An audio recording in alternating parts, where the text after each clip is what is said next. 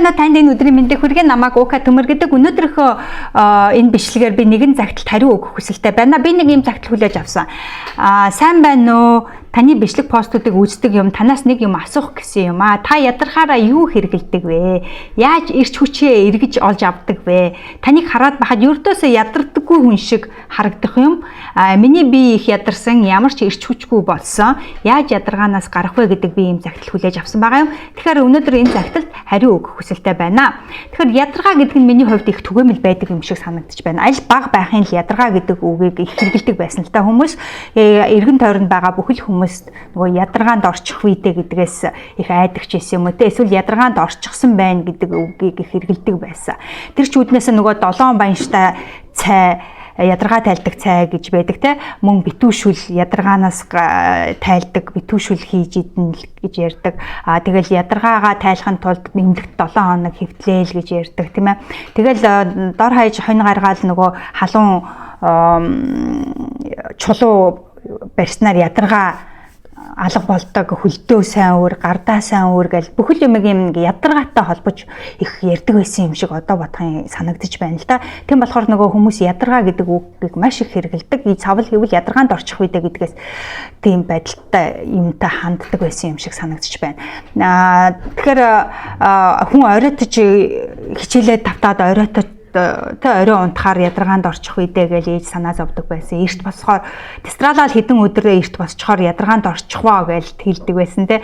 Би ингээл гүүж эхэлтлээд л удаагүй байхад ч хүмүүс өвнөх чинь өстой өгтлээгүйгээд турж ицээд бүрөө ядаргаанд орчихсан явж байлээ гэж бас ярьж байх жишээтэй. Гэх мэтчлэн энэ ядаргаа гэдэг үгийг маш их хэрэгэлдэг юм шиг надад санагдаж байна л да. Тэгэхээр миний хувьд ядаргаанд ордог хэд хэдэн шалтгаан байдаг гэж би боддог. Нэгдүгээрт оройтож унтдаг, хоёрдугаарт оройтож босдог, гуравдугаарт дасгал хийдэггүй, дөрөвдүгээрт хангалттай ус уудаггүй, тавдугаарт буруу хоолдог, хоолоо зохицуулж чаддаггүй, зургдугаарт амин дэмний дутагдлаас, ингээд долдугаарт юу ч хийгээгүйгээс болоод ядаргаа ордог юм шиг санагдсан. Тэгээ магадгүй энэ долоодохын сонин санагдчихэж болно л да. Юу ч хийгээгүй гэж яаж ядаргаанд ордог юм гэж магадгүй би дараа нь тайлбарлах болно. Тэгэхээр яаж ядаргаанаас гарах вэ гэвэл дараах 7 зүйлийг хийх хэрэгтэй. Нэгдүгээрт эрт унтаж байх хэрэгтэй.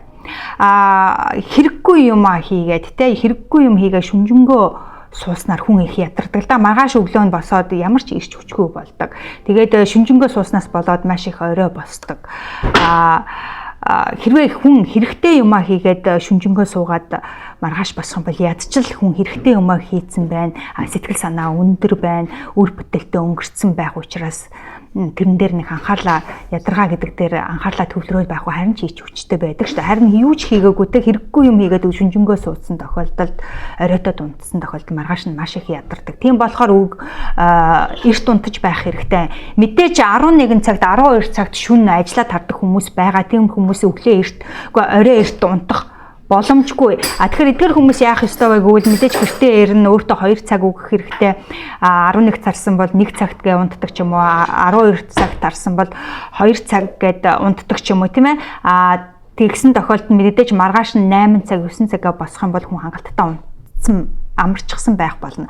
Тэрнээс биш оройтож ирчээд 11 цагт ирчээд 12 цагт ирчээд те шүнжэнгөө хэрэггүй юм хийгээ суугаад үүрээр унтдаг 3 4 5 цагт унтдаг хүмүүс бас байдаг шүү дээ тий. Эдгээр хүмүүс чинь тэгээд 3 4 5 цагт унтсан хүн чинь маргааш өглөө нь мэдээж 9 10 гэж босоход хэцүү, зарим хүн бүр 12 цаг хүртэл унтдаг. Тийм хүмүүс бас байдаг.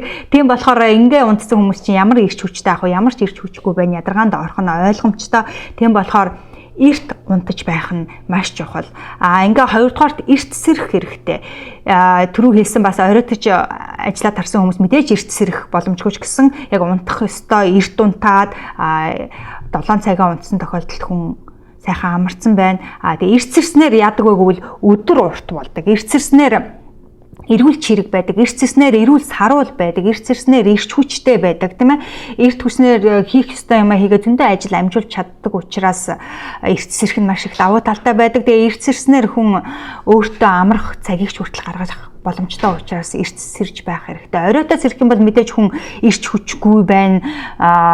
Бүр улам назгаар нь хийх гэсэн ажлаа хийж амжихгүй, өдөр маш бага болно. Түүнээсээ болно одоо сэтгэл санаагаар уунаа, уурлна, уцаарлан тэр бүгдээсээ болоод хүн маш их ядардаг тохиолдлууд байдаг. Ингээ 3 дугаар дасгал хийх хэрэгтэй. Дасгалыг маш сайн хийх хэрэгтэй. Дор хаяж 7 хоногт 3 удаа, өдөр болгон хийж чаддаггүй юм а гэхэд 7 хоногт 3 удаа нэг хийхдээ 30-аас 40 минут дасгал заавал хийх ёстой гэж би боддог. Тэгээ хүмүүс хэлдэг шүү дээ, ядраад байхад юунд дасгал хийх мантаа гэж ярьдаг. Тэгэхэд би ядраал байгаа юм бол дасгалыг бүр улам сайн хийх хэрэгтэй юм шиг надад санагдсан. Тийм учраас дасгал маш их хэрэгтэй. Дасгал хийх хэрэгтэй. Дасгал хийгээгүйгээс болоод хүн ядардаг, лазанддаг, ирч хүчгүй болдог. Ингээд 4-р ус сайн уух хэрэгтэй. Хүмүүс хэлдэг шингэн юм би маш сайн уудаж байгаа гэдэг. Тэгтэл шингэн юм гэдэг маань яг юу угаад байна? Сүдэ цаг хэлээд байна уу? Жүүсик хэлээд байна уу? Алив бүгдийг холсноо нэлен хитэн хэлээд байна уу? Тэгэхээр ус сайн уух хэрэгтэй. Шингэн юм гэдэгт нь ус сайн уух хэрэгтэй. Цайнаасаа гадна, кофенээсаа гадна, жүүснээс гадна ус доор хаяж 2-3 литр ус өдөр болгон уух хэрэгтэй. Дасгал хийдэг бол бүр түүнээс илүү их ус уух хэрэгтэй гэж би бодож байна. Ус угаагүйгээс болоод толгоо өвддөгтэй ус угаагүйгээс болоод хүн ирч хүчгүй болдог шүү дээ. Тийм учраас усыг маш сайн ууж байх хэрэгтэй. Ингээд 5 дугаарт зөв хоолоо зохицуулах хэрэгтэй. Хүн ингээд унтахаас өмнө маш их юм идчихэд унтах юм бол амарч чадахгүй. Эсвэл нэг их өлсөөл гив гинт хідэл тэгснээ өчргөө их өлсөөл ингээд ахын бол бас хүний нэг сайнгаар нөлөөлөд байхгүй. Тийм болохоор яг цагт гарах олоод өглөө жижигхэн юм өдөр өдийн цайнаас өмнө нэг жоох юм өдийн цайнаар сайгаа сайн уугаад дараа нь жоохон юм иддэг ч юм уу жижигээр ойрхон иддэг байх жишээтэй. Мөн 3 цагаан хор гэдэг шүү дээ. Элсэн чихрээ давсаа гурилаа хасах хэрэгтэй. 7 хоногийн 5 өдөр гурилтаа шүл бууз хуушуур цөөвөн идэж байгаа бол гурилаа багасгаад 7 хоногт 2 удаа иддэг байх жишээтэй тийм ээ. Бусад тохиолдолд ондоо өөр юм амин дэмэгтэй хүнс хэрэглэх жишээтэй. Мөн давсаа багасгах мэдээж эхлээд давс багасгахаар хоол амтгүй болдог шүү дээ.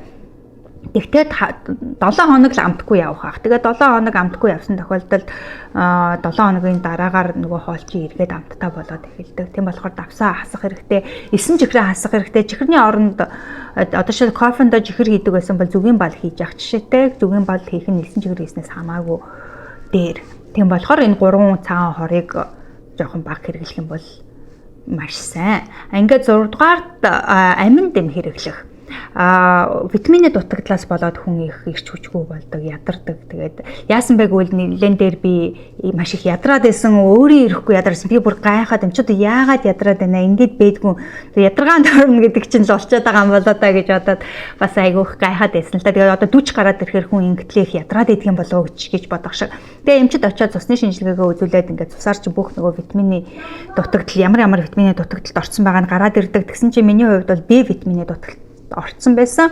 Тэгэхээр D витаминыг бид нар чинь нарнаас авдаг штэ. Тэгтэл бид наранд B гэхэд чинь гадаа гүүгээд наранд гүүгээд байгаа мөртлөө D витамины дутагдалд орцсон байгаа.